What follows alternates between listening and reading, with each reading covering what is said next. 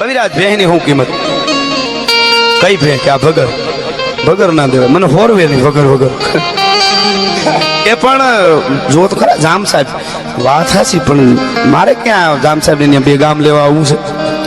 ચા પાણી પીવા આવજો, ખીર ખાવી હોય સાંજે આવજો, રોકાવો, બાજરાના મઠા કઢી ગોરોહની બધું ખવડાવીશું. ભગરની વાત કરો કે જોઈએ કિંમત માગી લ્યો, પણ જામ સાહેબ ભગર લીધા વગર નહીં જાય.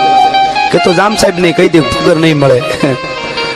જામ સાહેબ પોતે ખબર રક્ષક સાંભળીને આવ્યા. કવિરાજ જય માતાજી, જય માતાજી.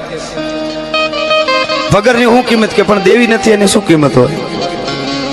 કે કવિરાજ ભગર લીધા વગર નહીં જાઉં, ભગર મને ગમી ગઈ છે, એક ગામ આપું છું, બાકી ભગર આપી દો બસ. તમારું આખું ખાડું થાય તો ગામ ન મળે, કિંમતમાં જોઈ તો ન જ મળે. એક ગામની વરહમાં એટલી બધી એ વખતે અત્યારની ભાષામાં કઈ ટેક્સ આવતો કે આખું ખાડું ખરીદાઈ જાય એક જ વરહમાં.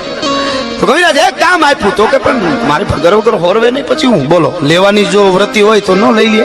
એવી ભગર બીજી આવે ને, ભગરની ખડાયું નહીં હોય એમાં, પણ નથી દેવી એટલે નથી દેવી, બસ આ જ છે અમારું. એટલે તોય અમે આમને આનંદ કરતા આવી છીએ.